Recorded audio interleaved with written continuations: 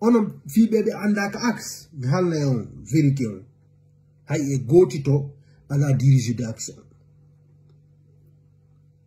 hay e gotito wawata wiude ko dum do wade ka axe kala wolo dum o fenayi e fop ko ka axe bade mena nyanko men comme victime ka axe comme subisi kon on won be wodi do subisa la fekkere min ko men wodi do ko publiquement mais hodi di ben kan way témoigner de est-ce qu'on va mi torture injustice même me yebi on e ba le fekkere dum taw ala tan do way ni helsine de wirtede e togne menen ko men veki kon on on veka le fekkere dum wabbe mo ande o dale tax on anda ko no action to déjà parce que on doit suivre des actions. Il y a le président, il y a le vice-président. On doit suivre déjà on dirige des actions. On fait mal. C'est-à-dire action jaune ben no mari no di yimbe wonde be c'est-à-dire wonde influence jaune don ça yetti wono wa hamdallah le ton wonde influence les blood boy notre les communautés on a notre Fidon tant d'autres groupes ben on no influence et un jeune don si bari be wo la ni jeune ben ils vont accepter. Donc, maintenant, quand il y a Mohamed Allah 2, il y a Dig Jag, il y a Public Défense, il y a Scorpion Rouge et tant d'autres. Est-ce qu'on va mis? Qu'on non, ce temps, c'est-à-dire chaque jaune, nous devons être influents. Mais nous devons être de monde là. Ben, il y a un en fait. Ben, il y a un nous, comme nous, je n'influence personne. Mais moi, je suis plus écouté et plus connu que ces gens-là sur cet axe. C'est ça la vérité. Donc, vérité, que nous voulons filles et femmes. Comme oui, je ne même qu'axe, il ne se bat pas pour celui d'Alain Diallo. Il ne se bat pas contre un pouvoir malinqué. Il ne se bat pas parce que Mamadi Doumbouya est Mamadi Doumbouya. Les jeunes de l'Axe se battent pour la justice. On a bien vu de Johnny que on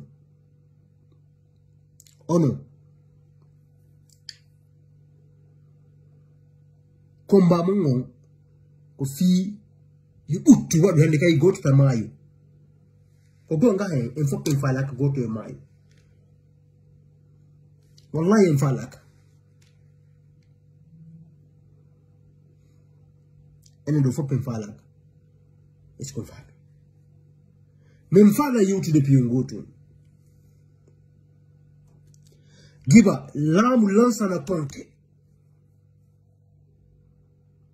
lamu lansa na konte himbe fu aware de kax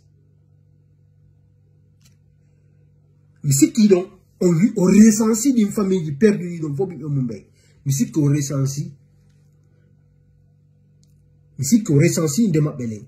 Musique qui déjà est allé des avocats. Musique qui ont entamé fille on faut payer de justice. Et bien tout hakkeji Mabele. Parce que wawata wol de fi paix. Hare wola de fi justice.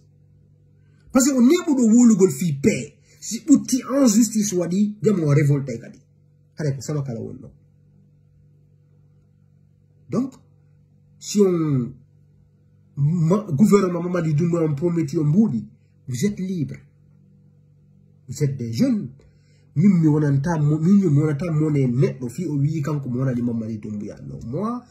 je ne te juge pas en fait. Mais Arugol, tout et jama wala was jama on jaka ko faljere antika taw no dugol faljere de hare là c'est grave hare avant d'abord min har ko min har mi fala ma hande argol wiya ko jokku den ko wona ko mo mi lan to pardon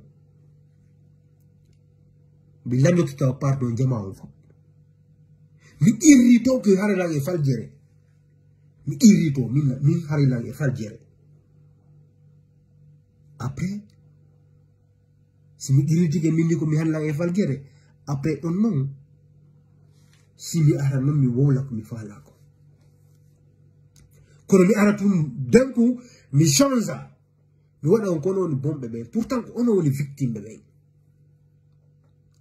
ko yo susu wola ndu Mamadi Doumbouya accu be do be réclama droit ji mabbe din non kadi jeune ben ka axe si do manifestade wota on fisi woto goddo wota on jattu goddo wota on barni goddo kono yewtirte kono wawata inde joni jeune ben ko axe kambe tabe réclame droit ji mabbe din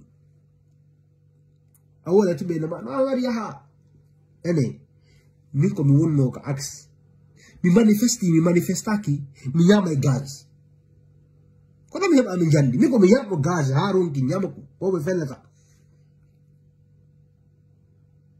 si mi fena goddo yaltina ka hamdallah do ina no nabe mi wonno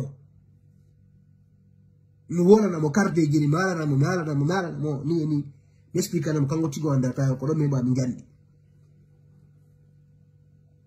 est-ce qu'on famille donc mi yabo do gaz haron ki donc si mi yalti hande mi yeyno kugo mi se di on sonja mi se di makko pour le moment mais aray proche bien faire bien gore bien kambe be on et comment dire on sonja min e mabbe ko hombo doa litude fiyo yi on sonja ko kambe doa litude na min doa litude de min ko hundu ko an ko mi wata do wallirde parce que Allah no wi wosa wawata wallirde hunula do ma sa wata wallirde dole maade wallir yewtere maande sa wata wallirde yewtere maande haysko ya feddina wasi goddo yewti an feddina sadi kala ko wawda wallirde ko ya wallir dum do wala menen do foppa hande inna men nangete dey kono menen do fop men risque en cas me yoy la Guinée wala ta do e jam à la punition pour musu de on punition c'est-à-dire wona ile de rawata ho de kale dima awata ide famille mo ko prison pour musu de ay est-ce qu'on fait donc nous sommes tous des prisonniers actuellement il faut qu'on prisonnier ben. Donc vous êtes libre de rejoindre le camp de Mamadi Doumbouya. Mais déjà vous maîtrisez l'axe et donc personne ne maîtrise l'axe. Et personne ne gère l'axe. Personne ne peut l'empêcher. Si on voit qui, que vous êtes capable de gérer.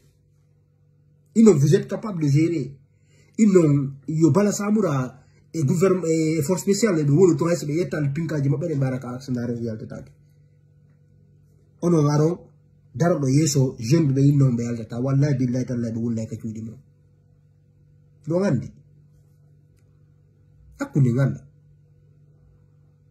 donc foutez-nous la paix si don fala yagol tawta Mamadi Doumbouya vous êtes libre c'est votre droit mais argol do famille qui no kanyu no maîtrise comme maîtrise mais jabantaru ay goto bon entendre salut la famille.